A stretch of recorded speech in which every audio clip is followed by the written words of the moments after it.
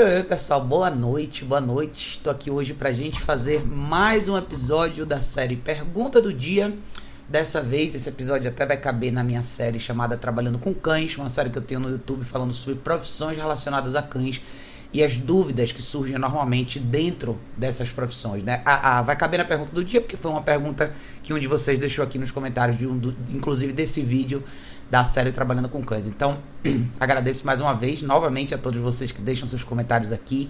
É super legal poder ter de vocês essa direção de conteúdo para a gente poder falar sobre assuntos que são pertinentes para todos vocês, né? Mas vamos lá, a pergunta veio da Aline. A Aline disse: eu tenho uma pergunta. Pretendo dar lar temporário a um cão resgatado, mas como lidar com as permissões quando já tem um cachorro? Por exemplo, a minha cachorra dorme dentro de casa todos os dias, eventualmente junto comigo na cama. Ela tem livre acesso ao sofá, jamais faz suas necessidades dentro de casa. Como lidar com o segundo cão diante dessa situação? Restringo as ações pensando na adoção futura ou mantenho o mesmo padrão e rotina que tenho com a minha cachorra? Obrigada, adoro seus vídeos. Aline, querida, muito obrigada por mandar sua pergunta. Acho que é uma sua pergunta super legal e super interessante, principalmente quando a gente fala na esfera de lar temporário, né? No vídeo da série que eu fiz sobre lar temporário, eu falo bastante sobre a dinâmica da gente trazer um cachorro novo para dentro de casa. E, na verdade, em todos os vídeos dessa série, eu falo sobre a importância do conhecimento que a gente deve ter na esfera de comportamento canino, para a gente poder introduzir um novo cachorro na casa da gente, mesmo que seja por um período temporário, tá? O paralelo que eu gosto de fazer para vocês quando a gente fala de lar temporário é o seguinte: todos nós que somos treinadores de cães, que trabalhamos com comportamento canino, que eventualmente ficamos com cães diferentes nas nossas casas, passamos pela mesma situação, tá? A maioria de nós tem cachorros também e é importante a gente saber adaptar a chegada de um novo cão. Para quem assiste os meus vídeos, vocês sabem que eu falo bastante sobre a importância dos protocolos de confinamento, caixa de transporte, o uso da caixa de transporte na introdução de um novo cão em casa. Eu falo bastante do uso da caixa de transporte muito pela questão da segurança mesmo, tá? Especialmente quando você já tem cães no mesmo contexto. Eu falo isso por experiência própria, tá, gente? Todo mundo que começou um dia na vida com cães, especialmente aqui no Brasil, que a gente não tem essa cultura, tá? Principalmente nos últimos 10 anos, todo mundo fala muito sobre liberdade, deixar o cachorro livre, deixar o cachorro solto. Existe um risco muito grande envolvido nisso, tá? No seu caso em particular, tá, Aline? Você tem uma cachorra que vive com você. Eu não sei se você é uma pessoa experiente nesse contexto e eu não sei exatamente o que você criou no sentido de treinamento e condicionamento com a cachorra que você tem. Talvez, consciente ou inconsciente, você tenha feito algumas coisas certas e erradas, mas você fez algumas coisas, tá? Às vezes a gente nem sabe que fez, mas a gente normalmente faz. É como quando eu posto algumas coisas no Instagram, eu até falo sobre isso, né? Treinamento é o que a gente faz todos os dias, não é necessariamente um contexto de ações específicas ou de ensaios de comportamento específicos. É tudo que você faz todo dia é treinamento com o seu cachorro, tá? Então, você citou na sua própria pergunta alguns pontos que devem ser levados em consideração com um pouco mais de atenção. Ou seja, sua cachorra já está num estágio onde ela tem mais liberdade. Você mencionou que de vez em quando ela dorme na cama com você, que ela tem acesso livre ao sofá, às áreas da casa. Ela já aprendeu a ir lá fora fazer xixi e cocô. Então, sempre leve em consideração a questão de possíveis conflitos que podem ocorrer com a chegada de um novo cachorro, tá? Esse novo cachorro você não conhece, a sua cachorra não conhece e é um cachorro novo na dinâmica de relacionamento com você. Eu falo bastante sobre a questão de liderança para que você possa estabelecer uma relação harmônica, especialmente quando você já tem um cachorro no contexto, tá?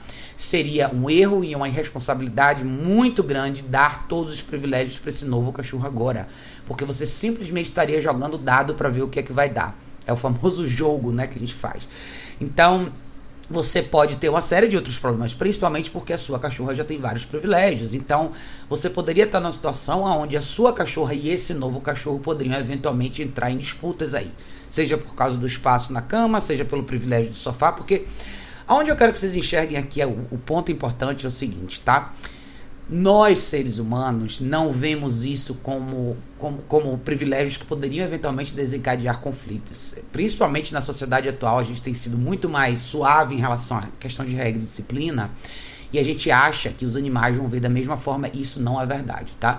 Então a percepção dos cães nessa hora vai ser muito diferente. O cachorro novo que entra na sua casa, normalmente nos primeiros 2, 3 dias ele vai observar a dinâmica da casa, ele vai observar como você se comporta, o que ele pode e o que ele não pode fazer. A primeira informação que ele precisa é: Quem tem o domínio sobre esse espaço? Quando eu falo de domínio, não é uma questão de ser ditador ou não à primeira instância, tá? É uma questão de segurança. É por isso que os cachorros buscam essa figura. Eles querem saber como que o ambiente funciona com segurança. Para um ambiente funcionar com segurança, alguém tem que definir as regras desse ambiente. E eu acho que esse é o grande ponto que o cachorro novo vai procurar. Se você não ocupar esse lugar, a sua cachorra vai ocupar esse lugar. Ou esse novo cachorro vai ocupar esse lugar. Ou seja, o grande risco que você correria de deixar esses dois cachorros interagirem livremente e cada um fazer o que quer, é que eventualmente esses cachorros poderiam entrar em conflito, tá? Eu falo isso porque eu acho que é o tema que eu mais recebo semanalmente, perguntas, dúvidas, questionamentos sobre cães da mesma casa que brigam. Inclusive, eu postei recentemente um vídeo falando sobre um caso similar com o seu. Não era lar temporário, a pessoa decidiu adotar permanentemente uma cachorra que vinha de uma situação de negligência. A cachorra já conhecia, já tinha algum contato com o cachorro dela, e uma vez que os dois começaram a viver dentro do mesmo espaço, as brigas realmente começaram a acontecer. É muito mais fácil a gente prevenir do que remediar, esse é um ditado antigo, e eu acho que na esfera dos cães eu sempre zelo por isso, tá? Como muitos de vocês, eu tive a minha iniciação, vamos dizer assim, na esfera do universo de trabalho com cães, sempre vendo a coisa da liberdade como uma coisa maravilhosa, né? Mas por uma razão ou por outra eu fui exposta a essa questão de protocolo de confinamento muito cedo, desde a época que o Zico era pequeno, e o Zico vai fazer 11 anos já. Então, eu comecei cedo introduzindo isso, porque eu sempre tive um certo grau de alerta e atenção. Eu nunca gostei de correr risco, não é a minha praia correr risco. Então, eu sempre gostei de ter esse alerta e atenção, e isso me serviu muito bem ao longo dos anos. Não só com os meus cachorros, mas com os cachorros que já ficaram sob a minha custódia na época que eu tinha creche, hotel, e os cachorros que já ficaram aqui na minha casa também.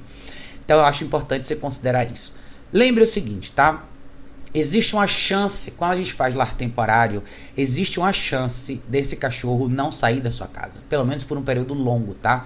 Tudo depende da época do ano, do quanto você consegue divulgar esse cachorro e como, e quem são os possíveis candidatos à adoção. Então, para todo mundo que faz lar temporário, eu sempre falo, quando você traz um cachorro que vai viver com você em lar temporário, né? Existe uma chance dele ser seu, a longo prazo, tá? Então eu acho que a melhor forma da gente encarar isso é como você encararia o condicionamento de um novo cachorro na sua família, tá? E se coloque um pouco numa posição de como se você fosse um profissional. Esse é um trabalho que você está fazendo, tá? E é seu papel ser o melhor ou a melhor instrutora para esse cachorro possível. Não é o momento de você entrar nessa relação com emoção. É o momento de você ser mais racional e lembrar do que esse cachorro precisa, especialmente para ser adotado, tá? É como se você fosse agora uma profissional, treinadora de cães, que você tá com um cachorro na sua casa, que vai ser treinado por você, condicionado por você, para que ele esteja apto a ser adotado por uma outra família. Se coloque sempre no lugar do outro, tá? Eu gosto de fazer essa analogia que eu acho que é importante. Uma pessoa que se propõe a adotar cachorro, e eu posso falar por mim, as minhas fêmeas todas foram adotadas, adultas já e tudo. Você busca o melhor cachorro possível. Ninguém quer problema, tá?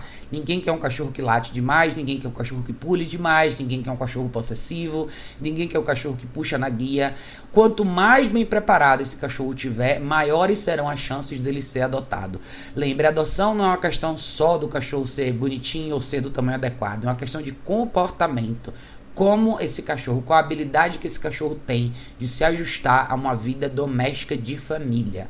Esse é o ponto-chave relevante, tá?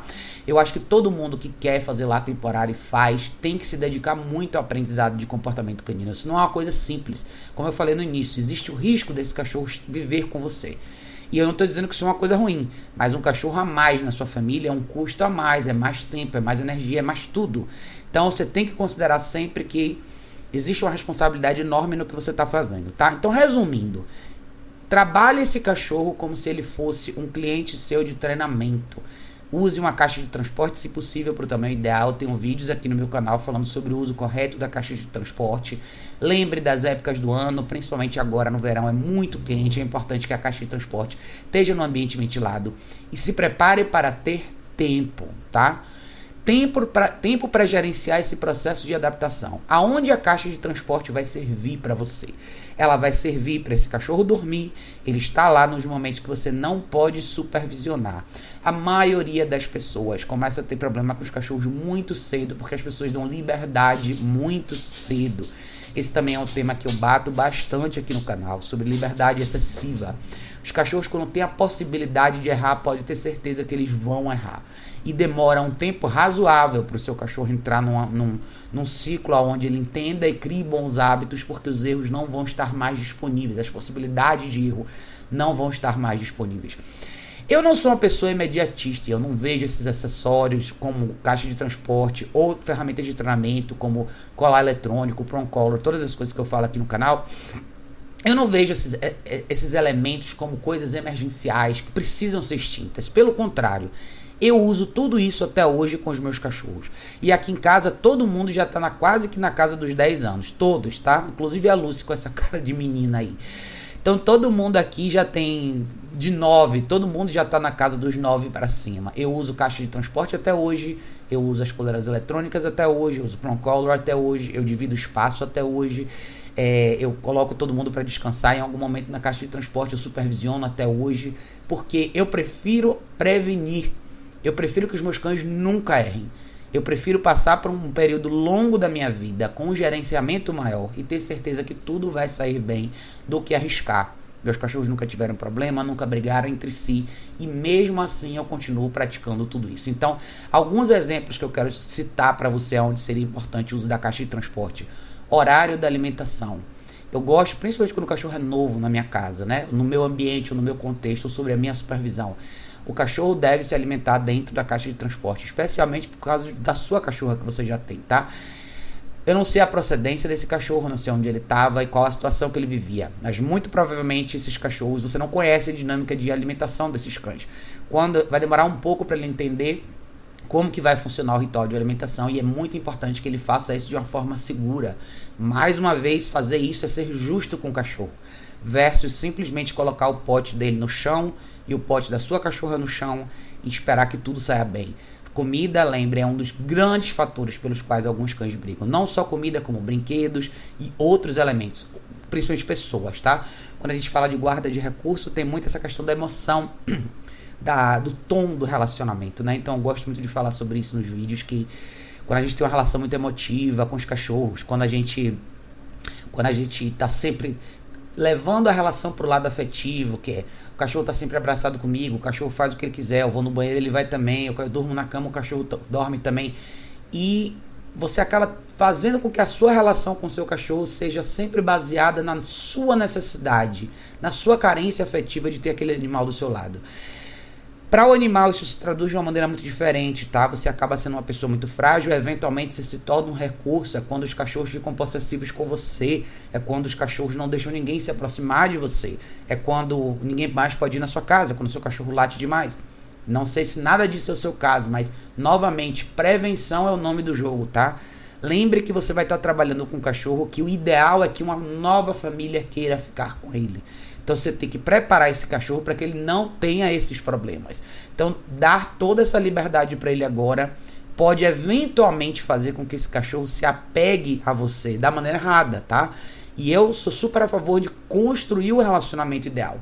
Um relacionamento justo, de confiança, mas isso não significa o que eu acabei de falar, tá? Um cachorro dependente de você não é um cachorro que confia em você, pelo contrário, tá? Normalmente esse cão dependente das pessoas, a dependência é muito mais do nosso lado do que da deles. É quando o cachorro acredita que você é frágil demais para estar longe dele. Ele também não é forte o suficiente, logo a equação dá negativa no final. Mas enfim, em resumo para você, a resposta é: crie uma rotina bem estruturada. O que isso significa? Eu usaria uma caixa de transporte, eu no seu lugar, não sei o quanto de experiência você tem, e comece a consumir o máximo de informação possível sobre treinamento de cães. Vai ser seu papel ensinar as coisas básicas para esse cachorro, como usar o banheiro no lugar certo, se alimentar do jeito certo, ou seja, dentro da caixa de transporte, coloca a comida lá, deixa ele comer lá. andar na guia do jeito certo, estar em ambientes com pessoas e outros cachorros do jeito certo. Você tem um ambiente até favorável para você trabalhar isso, que é a sua própria casa no início, então você pode trabalhar esse cachorro para existir ao redor da sua cachorra. Não é interagir, não é brincar, não é um correr atrás do outro, é existir. Esse é o primeiro passo, tá? Não é que o seu cachorro nunca vai interagir com ela. Eu não sei, eu não conheço a sua cachorra, eu não conheço ele. Tudo vai depender da sua habilidade de gerenciar essa situação, da sua habilidade de liderar esses dois cães, da sua habilidade de inserir os dois cães no mesmo contexto e da sua habilidade de permitir um certo grau de interação. Por que eu sou tão cuidadosa quando eu falo de interação de cães aqui com vocês? Porque muita gente quer pular todas essas primeiras fases e ir direto para a etapa onde os cachorros vão fazer o que eles querem. E você só pode chegar lá se você construir uma base mais forte, se a sua relação, se o seu cachorro tem uma resposta mais imediata em relação ao que você pede dele. É o famoso história, nunca comece nada que você não pode interromper. E especialmente quando a gente está falando de cachorros, tá? Então, esses elementos minúsculos que você citou, acesso ao sofá, dormir na cama com você, podem ser bandeiras vermelhas aí perigosas para a introdução de um novo cachorro no contexto, tá? Novamente, se você quiser me dar mais informação, fique à vontade de mandar mais aqui. Me diga sobre como é a sua rotina com a sua cachorra, tá? Se você eventualmente tem uma rotina mais saudável, se você caminha todo dia, se durante o dia você consegue fazer alguns treinos de condicionamento com a sua cachorra, ótimo. Eventualmente você pode incluir esse segundo cachorro no contexto. Como? Sempre usando a guia dentro de casa, sempre tendo o cachorro sob seu controle, tá? Eu falo bastante para os meus clientes em relação ao uso da guia dentro de casa e eu falo para vocês aqui também. A gente dá a liberdade novamente muito cedo. Então não é que o seu cachorro vai ficar o dia inteiro na caixa de transporte, não é isso, tá? Ele vai estar lá para dormir e em alguns momentos quando você não puder supervisionar. Mas ao longo do dia é muito importante você introduzir a noção de guia, pressão na guia, condução na guia, o que fazer na guia. As coisas simples, como vir para o meio da sala, deitar e sentar enquanto você faz algumas coisas. É o cachorro poder caminhar com você na rua e não necessariamente se espantar com as coisas ao redor dele, não reagir mal, não ser impulsivo demais, não invadir o espaço das pessoas, especialmente em relação a pessoas, tá? Lembre, um cachorro candidato à adoção é um cachorro bem comportado. Então todos esses elementos juntariam aí no seu contexto. Eu vejo a questão do lar temporário de uma forma muito similar a quem treina cachorros em casa, tá? As pessoas que recebem os cachorros em casa para fazer um treinamento como se fosse um formato de hospedagem com treinamento. Eu não vejo diferença. A diferença, na verdade, é que os cachorros que vêm para esse treinamento normalmente têm dono e quem faz lar temporário está fazendo isso para um cachorro que ainda não tem dono. Então, é só isso que muda, né? Na verdade, você até tem uma responsabilidade maior, porque primeiro, provavelmente você está fazendo isso de graça, você não está ganhando nada. E segundo, você corre o risco de não ter ninguém para adotar esse cachorro. Eu acho que é um trabalho super bacana e valioso, mas eu acho que poderia inclusive se tornar uma profissão mais oficial, se as pessoas entendessem como fazer isso do jeito certo, que é como eu falei, é como um adestramento, uma hospedagem com um treinamento. É isso que seria um lar temporário. Quanto mais bem preparado, e aí se você consegue documentar esse processo, agora falando no lado de profissão, quem quer fazer isso e eventualmente fazer disso uma profissão são as pessoas que eventualmente podem treinar cães de famílias, cães que têm donos, e ajudar dentro de uma causa social super carente. Está cheio de cachorro no mundo que precisa disso. Se a maioria desses cães que eventualmente são resgatados ou que estão em situação de negligência pudessem passar por um período assim, que eu acho que o ideal seria no início pelo menos 4 semanas, todos esses cães teriam uma chance enorme de ter uma vida diferente. Então, tem muitos profissionais legais que fazem isso porque querem, por amor de verdade. De vez em quando pegam alguns cachorros e fazem esse treinamento. E tem algumas pessoas que fazem como um serviço de verdade, né? Às vezes um pessoal junta e paga e cobram pelo aquele serviço, enfim. Mas enfim, é isso. Eu acho que minha opinião é essa. Eu sou muito detalhista nesse sentido, porque essa é uma fase onde tudo pode dar certo e tudo pode dar errado. Você pode descobrir várias coisas em relação a esse cachorro, mesmo que você já tenha visto ele em algumas outras situações.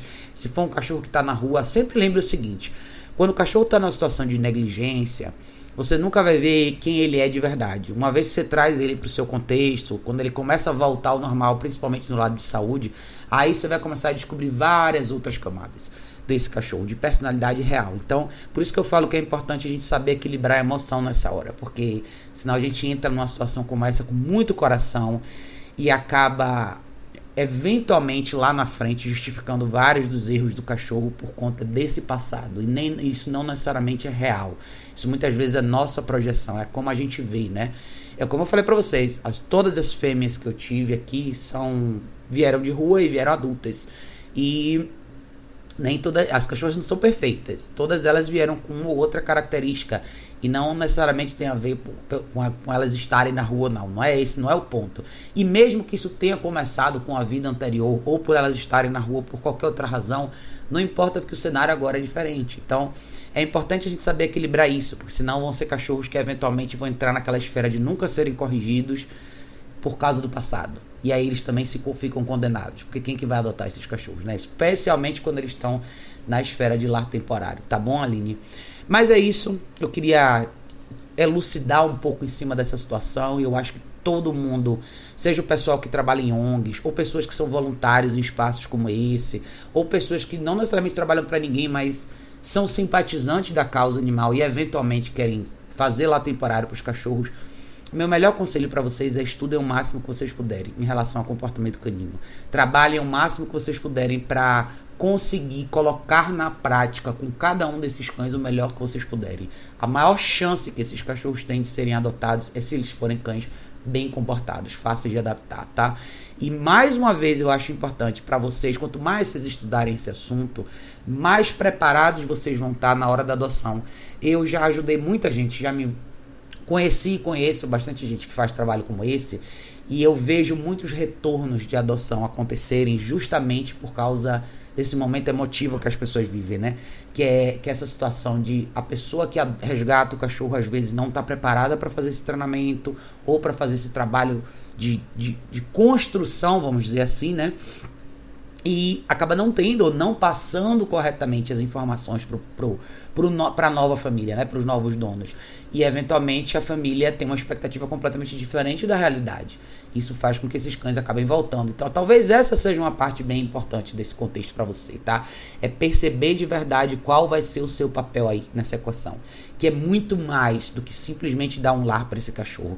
É realmente preparar ele e você mesma, né? Você tá preparada para poder ter um diálogo aberto e objetivo com os possíveis novos adotantes dessa figurinha aí. Tá bom, querida? Mas eu tô na torcida por você, por ele, espero que dê tudo certo. Fique à vontade de deixar mais perguntas e mais dúvidas aqui, que vai ser sempre um prazer a gente falar sobre esse assunto, esse e outros assuntos, né? Para todos vocês que tiverem dúvida também, pessoal, sobre esse tema, deixa aqui nos comentários desse vídeo. É sempre um prazer ouvir de todos vocês, tá bom, pessoal? Beijo enorme, a gente se vê em breve no próximo vídeo.